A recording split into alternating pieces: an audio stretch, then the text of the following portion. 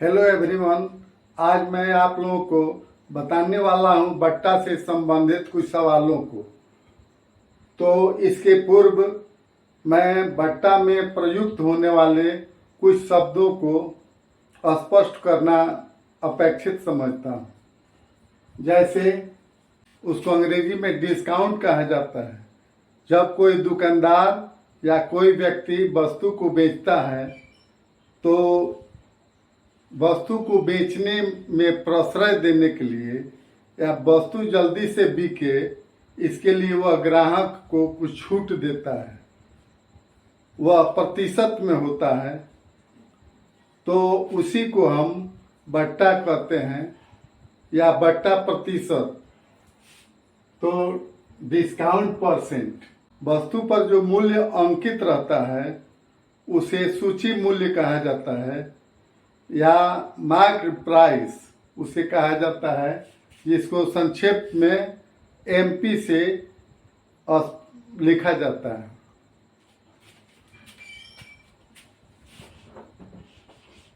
MP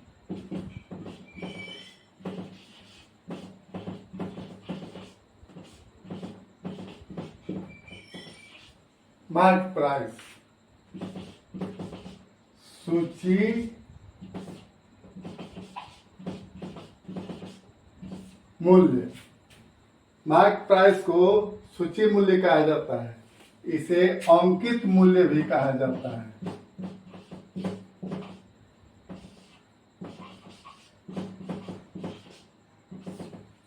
अर्थात वस्तु पर अंकित रहता है उसका मूल्य, उसको अंग्रेजी में मार्क प्राइस, हिंदी में सूची मूल्य या अंकित मूल्य या इसे बाजार मूल्य भी कहा जाता है।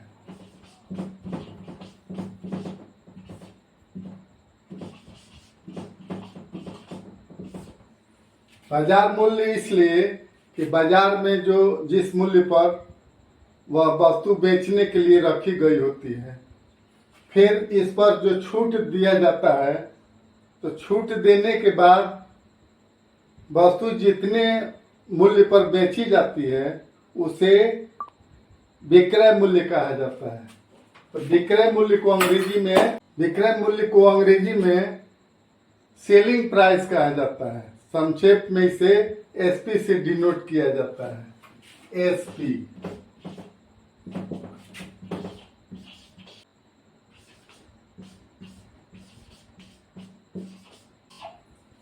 सेलिंग प्राइस को विक्रय मूल्य कहा जाता है। फिर जो छूट दिया जाता है उसे बट्टा कहा जाता है। इसे 100 रुपया पर जितना छूट दिया जाता है उसको बट्टा प्रतिशत कहा जाता है। माने बट्टा प्रतिशत। इसके बाद कुछ सवालों को हल करेंगे जिसमें इसका प्रयोग हम करेंगे। बट्टा से संबंधित पहला सवाल है, एक घड़ी का अंकित मूल्य 800 रुपया है, उसे 15% बट्टा पर बेची जाती है, घड़ी का विक्रय मूल्य ज्ञात करें। तो इस सवाल में मार्क प्राइस दिया हुआ है, अंकित मूल्य 800 रुपया, अर्थात एमपी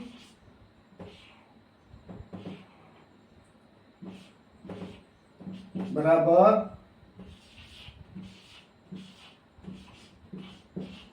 800 रुपया और डिस्काउंट प्रतिशत दिया गया है, डिस्काउंट परसेंट बराबर 15%, अर्थात 100 रुपया पर 15 रुपया डिस्काउंट, तो 800 रुपया पर कितना डिस्काउंट होगा? तो जितना डिस्काउंट होगा अंकित मूल्य में से या सूची मूल्य में से या बाजार मूल्य उसी को कहा जाता है, उसमें से अगर घटा दिया जाता है तो विक्रय मूल्य निकल जाता है। तो पहले हम बट्टे की राशि को निकाल लेते हैं। तो डिस्काउंट इज बराबर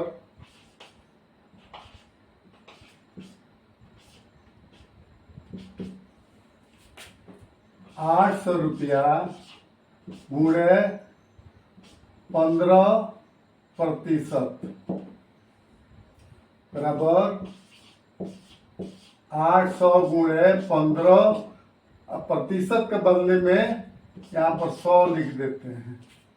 फिर 2 जीरो से 2 जीरो कैंसिल हो जाता है, तब होता है 15 अट्ठाईस 120 रुपया।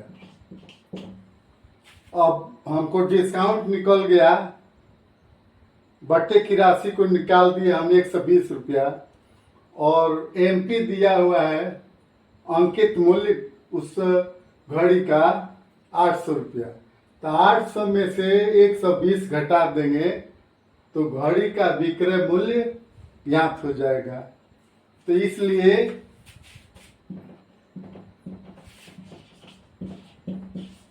घड़ी का एसपी यानी सेलिंग प्राइस बराबर एमपी माइनस डिस्काउंट। एमपी दिया हुआ है 800 माइनस 120 680 रुपया उस घड़ी का विक्रय मूल्य हो गया। बट्टा से संबंधित अगला प्रश्न है, एक पुस्तक का अंकित मूल्य 150 रुपया है। यदि उसे 12% बट्टा पर बेची गई तो बट्टे की राशि एवं उसका विक्रय मूल्य बताएं। यहाँ पर पुस्तक के लिए एमपी अर्थात अंकित मूल्य दिया गया है 150 रुपया। एमपी बराबर 150 रुपया और बट्टे की राशि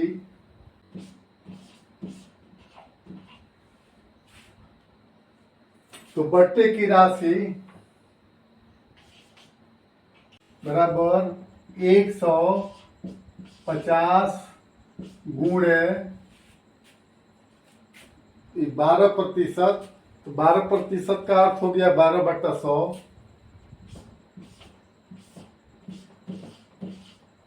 ये हो गया 12 शून्य शून्य 12×5 का शून्य हाथ में 6 12 कम 12 6 18/100 कट गया 2 जीरो बाकी बचा 18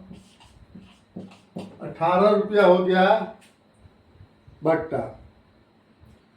तो बट्टा को हम घटा देंगे 150 में से तो विक्रय मूल्य निकल जाएगा।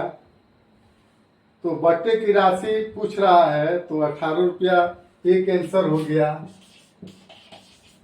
फिर विक्रय मूल्य पुस्तक का तो विक्रय मूल्य माने एसपी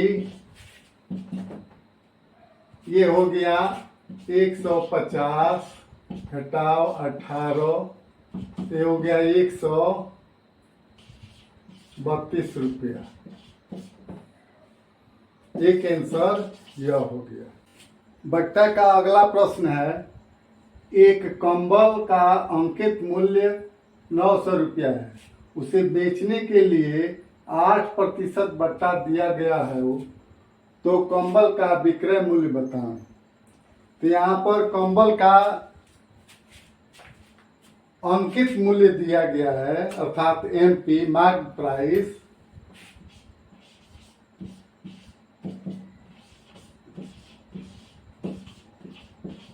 ₹900। बट्टे का प्रतिशत है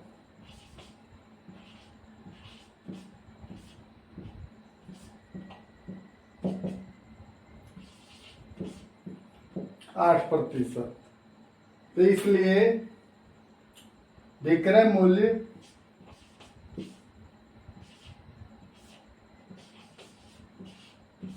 अर्थात एसपी बराबर एमपी माइनस बट्टे की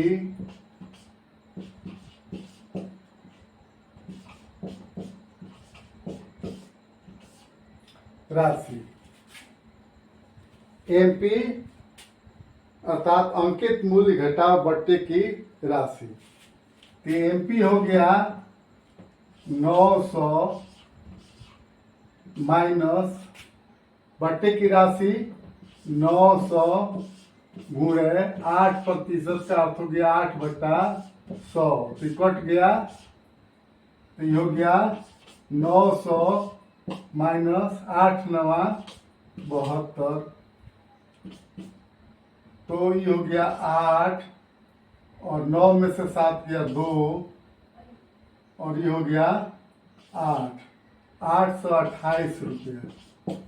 मैंने कंबल का विक्रय मूल्य हो गया 828 रुपया।